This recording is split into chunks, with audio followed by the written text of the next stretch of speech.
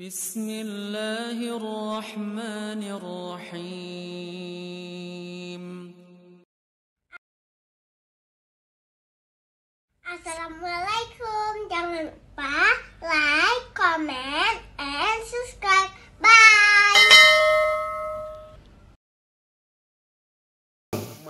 Yang sudah terlanjur menjadi pengguna narkotika sabu. Alah, nggak usah kau pikirkan. Itu terjadi juga sama orang dewasa. Termasuk masalah seks. Nah, mungkin orang tua tadi itu karena faktor itu, Pak. Masih pingin nanjak istilahnya gitu kan. Karena itu dirangsang semua kita. Itu kalau, ini maaf nih, ada adik-adik mungkin nggak apa-apa nih tuh. Banyak orang tua jangan sampai nanti. Maksudnya kenapa ada orang tua? Ada salah satu karena faktor itu. Itu bisa berjam, bisa 2 jam itu melakukan hubungan. Sampai istrinya nggak sanggup lagi. Nah, bisa sampai seperti itu. Tapi jangan gara-gara ini nanti pulang cari sabu, Bapak ya. Supaya jangan sampai ini untuk pengetahuan aja gitu. Nah, jangan sampai nanti pulang dia cari sabu lah biar kuat kayak Bapak itu gitu. Nah, karena yang dirangsang itu tadi hormon dopamin itu membuat kita. Nah, makanya setiap orang yang udah pakai sabu selalu kita bilang ketika kita melakukan sosialisasi jangan pernah coba. Sekali dia coba itu kemungkinan dia untuk pakai lagi itu sangat tinggi. Karena sabu ini salah satu zat adiktif yang paling cepat dia, Pak, pengaruhnya terhadap ketergantungan si manusia untuk kembali pakai. Hari ini saya pakai 1-2 hisap, saya sudah merasa hendak senang. Saya sudah merasa happy sekali.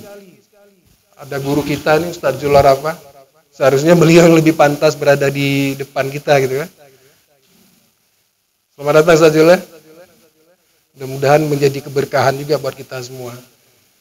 Yang tadi pertama misalnya, kenapa orang ketergantungan? Pertama saya pakai, ini saya baru coba-coba nih. Dikasih 1 hisapan, ataupun 2 hisapan. Bagi saya itu sudah cukup. Saya sudah senang sekali, Pak. Sudah bahagia sekali, melebihi senang saya selama ini. Melebihi bahagia saya selama ini. Melebihi percaya diri saya selama ini. Saya berubah total tuh. Happy sekali. Tapi dia tidak tahu bahwa sabu yang dihisap tadi hanya bertahan di dalam tubuh kita, efek bahagianya itu hanya 7 sampai dengan 11 jam, lebih kurang. Setelah itu apa? Dia akan menjadi orang yang lemah. Begitu turun, drop dia, kita lemah. Begitu lemah kita tertidur. Tertidur, kemudian terbangun, begitu terbangun tubuh kita kaget. Kok saya nggak happy lagi ya? Kok saya nggak bahagia lagi seperti tadi? Kok masalah banyak sekali ini saya hadapi, gak selesai ini. Akhirnya apa? Ada keinginan lagi dia. Saya harus cari lagi sensasi seperti tadi. Saya harus bahagia lagi seperti tadi. Saya harus senang lagi seperti tadi. Kemudian dia cari temannya. Yang tadi 1-2 hisapan dia sudah membuat bahagia. Begitu dia coba lagi, gak dapat lagi, Pak. 2 hisapan belum bahagia dia, belum senang. Kata temannya, tambah lagi bro. Tambah lagi men. Tambah lagi dari 2 hisapan menjadi 4. Begitu berulang lagi. Besok dia balik lagi. Gak mempan lagi 2 hisapan. Bertambah lagi. Artinya apa bertambah? Dosis. Makanya kalau udah pakai sekali itu akan pakai terus. Pakai terus. Karena dia mencari kebahagiaan tadi itu. Dia gak dapat. Akhirnya manusia itu kan ada batas maksimal daya tahan tubuhnya. Beda-beda. Ada yang 1 tahun dia masih stabil, ada yang 2 tahun baru dia terasa mulai mengalami kerusakan pada sarafnya ataupun otaknya sehingga melakukan tindakan-tindakan kriminal di rumah ataupun di luar rumah. Jadi seperti itu dia, akhirnya dia pakai sampai nanti ke tahap mentok, Pak. Artinya mentok apa? Tubuh dia itu menginginkan jiwa dia, pikiran dia itu, dia udah bosan. Pakai sabu itu udah gak nikmat lagi bagi dia. Dia udah gak merasakan lagi nikmatnya. Karena apa? Kepalanya udah kebas, Pak. Udah kebas, udah baal istilahnya. Udah gak ada rasa nikmat lagi. Tapi fisiknya itu menuntut dia untuk pakai. Karena kalau dia gak pakai, dia menjadi orang yang lemah. Kalau dia gak pakai, dia loyo. Kalau gak dia pakai, dia gak bergairah. Akhirnya apa yang terjadi di dalam diri dia tuh? Berantam, Pak. Pikirannya pinginnya berhenti, tapi fisiknya menuntut untuk dia pakai.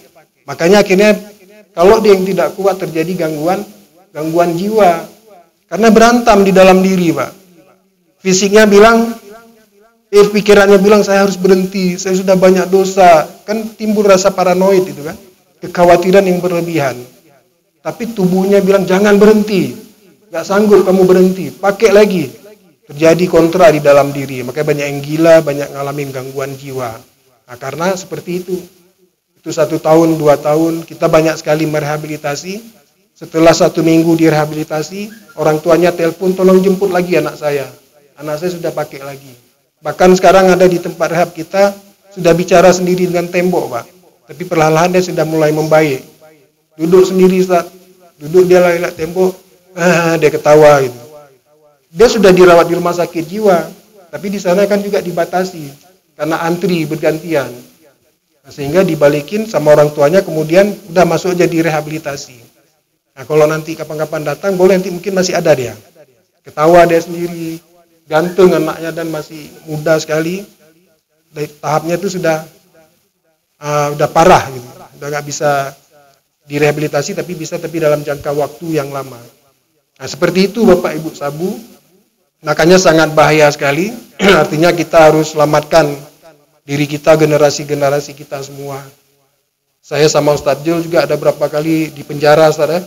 Di penjara kita sosialisasi tentang bahaya narkoba. Dan berapa waktu hari belakangan ini kita apresiasi juga atas upaya yang dilakukan oleh Ibu Wali Kota bersama tim, yaitu Bunda Eliza, razia tempat-tempat maksiat. Walaupun itu ada juga yang menentang dan lain sebagainya, melanggar hukum dan lain sebagainya, tapi saya rasa harus kita dukung dalam upaya penegakan syariat Islam. Karena ditemukan selain mereka melakukan mesum, mereka juga kedapatan menggunakan bahkan narkotika jenis morfin, saya lihat kan. Morfin, kemudian narkotika lain. Morfin itu sebenarnya di Aceh itu sudah jarang, tapi ini ditemukan ada, kan sangat berbahaya. Dan itu takutnya apa nanti? Selain ganja, sabu yang sudah beredar banyak, kemudian ditambah lagi morfin yang dengan penggunaan jarum suntik, dan itu bisa mati seketika ketika dia salah dalam melakukan proses penyuntikan dan lain sebagainya. Nah, jadi di forum ini dalam waktu yang singkat ini, karena kalau kita bicara narkotika itu panjang sekali, kasus-kasusnya juga sangat banyak. Saya ingin mencontohkan beberapa kasus yang terjadi di Banda Aceh. Saya pernah melakukan, dulu kami setiap bulan puasa itu melakukan buka puasa bersamanya, nggak di kafe, tapi di penjara-penjara. Penjara Loknga dulu masih penjara perempuan, kemudian penjara perempuan pindah ke PD ya. Nah, di situ waktu itu berapa tahun yang lalu kami buka puasa bersama di situ. Jadi di situ udah ada kelompok-kelompoknya dia. Yang narkoba itu yang cantik-cantik itu. Muda-muda cantik yang narkoba. Kemudian yang ibu-ibu pencurian ataupun yang lain itu yang tua-tua biasanya. Nah, itu seperti itu dia rupanya Pak, terkelompok sendiri mereka. Tapi ada satu ibu, dia sudah tua, ada umur sekitar mungkin 50 tahun, dia narkotika, tapi dia bukan pemakai. Dia kurir ganja. Dulu profesi ibu itu sebagai tukang cuci, tapi karena suaminya nggak ada kerja, nggak jelas, akhirnya dia beralih profesi menjadi kurir ganja, karena duitnya lebih banyak daripada dia mencuci. Kemudian dia ketangkap, Pak. Dan dia divonis penjara lebih kurang sekitar 4 tahun. Nah, waktu itu dia sudah menjalani 2 tahun lebih. Dia duduk di salah satu sudut, kemudian kita samperin, kenapa Bu? Kok merenung yang lain sementara senang, masih bahagia membuka puasa? Dia bilang, ayo kupikili. Kemudian kita telusuri kenapa ada seperti itu. Ternyata apa yang terjadi? Dia di penjara dan dia meninggalkan suami yang tidak punya pekerjaan dan anak perempuan, Pak. Ini maaf nih. Dan itu terjadi. Apa yang terjadi dengan anak perempuannya? Dihamili, Pak. Sama ayah kandungnya. Dan dia sekarang sudah menjalani hukuman seumur hidup karena melakukan tindakan asusila terhadap anak kandung. Gara-gara apa? Gara-gara narkotika. Walaupun dia tidak memakai, tapi dia menjadi kurir, ya, sebagai alternatif dia mencari uang dan dia meninggalkan suami dan anak. Bagaimana itu ketika nanti anak itu lahir? Dia panggil kakek, dia panggil bapak, Ya kan, karena dan itu sekarang terjadi di Bumos Rambi Mekah. Dan itu sangat ngeri sekali. Berapa tahun lalu juga kita ada menangani kasus dilakukan oleh seorang laki-laki. Dia pengguna sabu, dia kontraktor profesinya. Jadi setiap dia habis menggunakan sabu, dia mengajak teman-temannya ke rumah untuk meniduri istrinya. Tapi istrinya bekerja di salah satu bank swasta waktu itu. Tapi tidak pernah terjadi karena istrinya selalu lari. Dan dia menyembunyikan itu hampir 1 tahun, dia tidak ceritakan ke keluarganya karena dia takut menjadi aib keluarganya. Kemudian dia nggak tahan, dia laporin. Dia nggak lapor ke keluarga, tapi dia lapor ke salah satu lembaga. Nah, dari situ kemudian kita selamatkan perempuan tersebut. Bayangkan, itu yang terjadi sekarang di Aceh. Belum lagi yang menarik sekali, ini kan bapak semua kan punya anak, punya cucu. Ya kan? Di salah satu tempat rehabilitasi, ini yang saya sampaikan adalah kisah-kisah nyata yang terjadi, yang kita alami sendiri. Jadi sebenarnya si anak itu tidak cukup kita berikan dia materi saja, nggak cukup, Pak. Jadi ada satu kasus pejabat di salah satu kabupaten di Aceh, anaknya direhabilitasi di salah satu rehabilitasi di sini. Waktu itu saya hadir, diundang, ada juga dari dinas sosial dan beberapa instansi yang lainnya. Jadi ada pertemuan bulanan antara orang tua dan anak, dan juga lembaga-lembaga pegiat anti narkoba untuk sharing, untuk saling memotivasi. Saya waktu itu diminta untuk mengisi motivasi untuk orang tua. Kemudian kita panggil anak yang sedang direhabilitasi, dia SMA kelas 2. Kita panggil, orang tuanya belum, orang tua masih mendengarkan saja. Tolong ceritakan bagaimana perasaan kamu. Orang tuanya dulu kita suruh, anaknya masih di ruangan. Tolong bapak ceritakan, ini pejabat bapak ini. Bagaimana perasaan bapak sekarang? Anak bapak sedang direhabilitasi. Menangis bapak, menangis, dia bilang dia bekerja siang malam. Dia mencari rezeki, tujuannya untuk membahagiakan keluarga, membahagiakan anak, apa yang dia butuhkan saya berikan, dan lain sebagainya. Semua di ruangan itu sedih, karena emang bapak itu menceritakannya betul-betul dengan penuh haru gitu kan. Maksud saya juga ikut sedih, semua kita terdiam semua. Selesai bapak itu kita panggil anaknya yang SMA tadi. Kita panggil anaknya, kita suruh duduk, coba kamu ceritakan. Belum selesai kita sampaikan, langsung dia meraung-raung, Pak. Hanan tuh pusat buah ya, tidak tahu apa-apa ya. Ayah hanya tahu kasih saya uang. Ayah hanya tahu kasih saya sepeda motor. Ayah hanya tahu kasih saya materi, tapi ayah nggak pernah tahu dengan siapa saya bermain. Itu kata anaknya. Kemana saya pergi? Dengan siapa saya pergi? Ayah nggak pernah tahu. Ayah nggak pernah cari tahu kemana saya pergi, dengan siapa saya pergi. Ayah nggak pernah tahu apa yang saya lakukan di luar rumah. Yang ayah tahu hanya kasih uang, kasih Honda, kasih ini, sambil meraung-raung dia. Ternyata apa yang dibutuhkan sama anak? Kasih sayang. Tidak cukup dengan materi. Itu nyata, dia cerita di situ, kita semua menangis waktu itu. Termasuk ada satu pemilik rehabilitasi itu dia kita dulu itu di belakang Suzia Mall, orang bule, orang Belanda, Pak David, dia sudah meninggal. Dia cabang dari Bogor. Dia juga anaknya kena narkotika, maka dia buka rehabilitasi di Indonesia. Sudah meninggal bapak itu. Termasuk dia ikut menangis ketika anak ini menceritakan. Ternyata apa yang dibutuhkan sama anak tidak cukup dengan materi, tapi kasih sayang. Nah, maka ini kita semua ada cucu, ada anak, kita cari sekali-sekali kemana dia pergi, dengan siapa dia pergi, apa yang dilakukan di luar rumah. Mereka udah kena narkoba, apalagi sabu, pintar sekali mereka menyembunyikan. Kapan baru mereka tidak bisa sembunyikan? Ketika yang saya bilang tadi, udah 1 tahun, 2 tahun pakai, sudah mulai kerusakan terjadi pada otak, pada saraf. Di situ baru kita tahu kakeneng narkoba. Mana saya bawa? Kadang-kadang sayangnya sudah terlambat. Saya sedih kadang-kadang melihat orang tuanya, Pak. Begitu kita panggil di tempat rehab, nggak tahu buat apa lagi. Maksudnya dia membayangkan waktu kecil dia gendong anaknya, dia peluk, dia cium. Begitu besar anaknya seperti ini. Jadi di mata orang tuanya kita lihat tuh kayak putus asa, Pak. Kayak putus asa dia melihat kehidupan ini kan.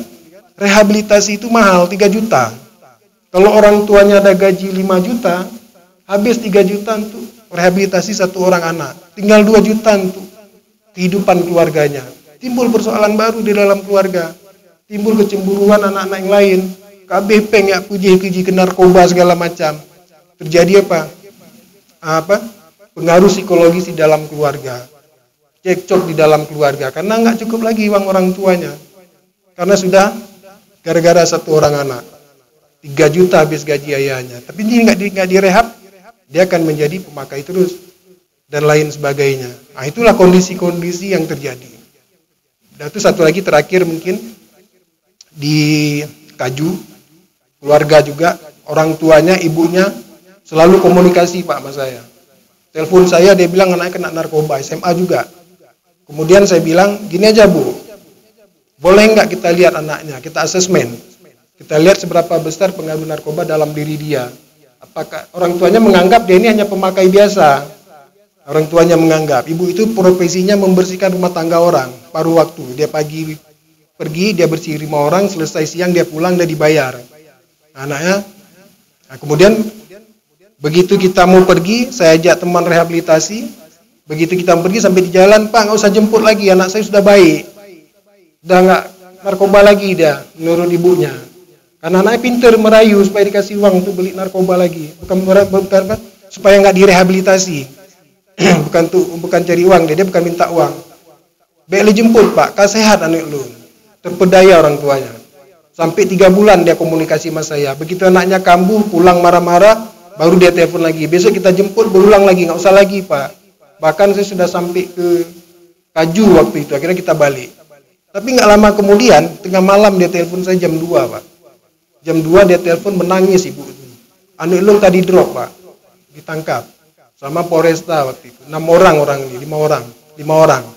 Salah satu dia. Kemudian saya telepon teman rehabilitasi, konselor, saya bilang coba besok ke Polresta cari informasi, betul nggak anak itu yang ketangkap. Pas sampai sana nggak bisa diambil dulu, karena kedapatan mereka ini cuma bukan pemakai, tapi termasuk dalam jaringan Pak. Karena kalau nggak salah saya informasi dari konselor saya ke saya, itu mereka transaksi itu bisa seminggu 40 jutaan lebih itu transaksi, makanya nggak boleh dibantu untuk direhabilitasi, tapi harus diproses secara hukum. Sampai sekarang ibu itu menyesal karena dia kalau dulu diselamatkan anaknya masih bisa kita rehabilitasi, dan waktu itu ada program gratis selama 4 bulan.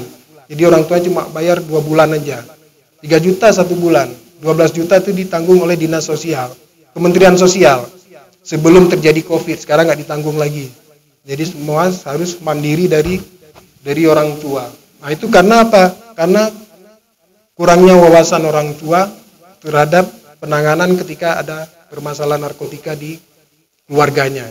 Nah, makanya mudah-mudahan di forum yang mulia ini, walaupun sedikit, paling enggak kita sudah ada kepedulian Pak. Kepedulian itu tidak hanya untuk diri kita, tapi untuk orang-orang yang ada di sekitar kita. Karena satu orang yang kena itu berdampak terhadap yang lain. Makanya saya kemarin sempat buat rilis di media, apresiasi atas apa yang dilakukan oleh wali kota, karena pemimpin itu harus, imannya itu harus di level yang tinggi. Kita rakyat biasa, oke lah, selemah-lemahnya iman kan di dalam hati. Ketika kita melihat kemungkaran, melihat kemaksiatan, lihat permasalahan narkoba, kita nggak punya kuasa untuk berantas. Mungkin dalam hati kita benci dengan perbuatan tersebut. Tapi kalau pemimpin nggak bisa, Pak Geci nggak boleh.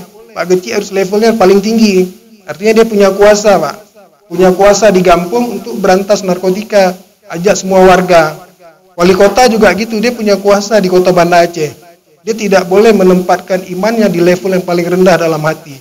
Tapi harus di level yang paling tinggi dengan kekuasaan, dengan powernya dia kerahkan polisi dan lain sebagainya untuk berantas. Di kampung juga gitu, Pak Geci ajak semua perangkat desa, ajak warga, ayo kita berantas narkotika. Bukan dengan cara kita pukul dan lain sebagainya. Kalau dia cuma pemakai, kita bantu rehabilitasi, kita bantu tuh direhabilitasi biar dia nggak pakai lagi. Ataupun yang belum pakai, biar nggak pakai, kalau nggak terpengaruh nanti yang lain. Ini mudah-mudahan tidak terjadi sama keluarga kita.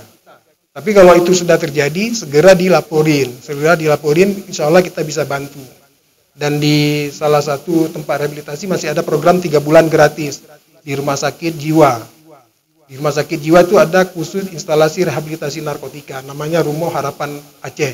Nah itu 3 bulan programnya untuk masyarakat yang miskin. Nanti dibuktikan dengan surat Geci dan dokumen-dokumen yang lainnya. Nah, jadi seperti itu, mari sama-sama kita bersatu, kita bergandengan tangan, Jangan kita saling memaki, saling menyalahkan, tapi harus berjuang. Kalau enggak Ustaz Jul capek juga. Dakwah Ustaz ya. Ayo sholat, ayo puasa dan lain sebagainya Ustaz di mimbar. Yang narkoba terus, yang maksiat terus, enggak selesai-selesai. Ya kan?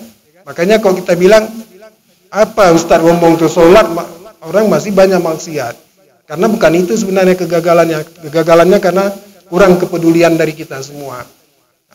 Jadi untuk itu mari sama-sama kita bersatu, kita selamatkan diri kita, keluarga kita dari api neraka ya. Gak usah kita pikirin yang masuk bertonton tuh gak sanggup kita. Itu biarin ada pihak-pihak berwajib yang memikirkan itu. Kita pikirkan diri kita, anak-anak kita ini. Seperti yang Allah firmankan di dalam surah At-Tahrim, potongan surah At-Tahrim ayat 6. Ya ayyuhalladzina amanu qu anfusakum wa ahlikum nara. Selamatkan diri kita, keluarga kita dari api neraka. Yang bahan bakarnya itu adalah manusia dan batu. Jadi seperti itu, saya rasa demikian. Terima kasih kepada Bapak Ibu semua. Mohon maaf atas segala kekurangan. Dan kita dukung Safari Subuh Sabtu S3 untuk terus berkibar. Ya kan, bisa menyamai level seperti Safari Subuh Arafah ataupun BBC ya kan. Apalagi beliau hadir ya. Ustaz Jul mendukung kegiatan ini di hari Sabtu. Cuma terganggu pengajian kami Sabtu subuh. Pak Dedi ini jamaah tetap juga nih. Tapi nggak masalah, untuk dakwah lebih bagus rame-rame kita kembangkan gitu. Dan target mereka adalah, saya setuju sekali, menasah-menasah ataupun masjid-masjid yang sepi jamaahnya supaya rame jamaahnya. Kalau yang udah rame nggak usah lagi, kayak Lam Lagang udah rame nggak usah didatangin lagi. Kita cari yang sudah sepi ya. Nah, saya rasa demikian. Terima kasih. Mohon maaf lahir batin atas segala kekurangan.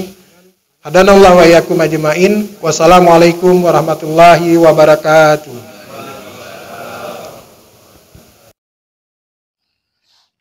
Terima kasih.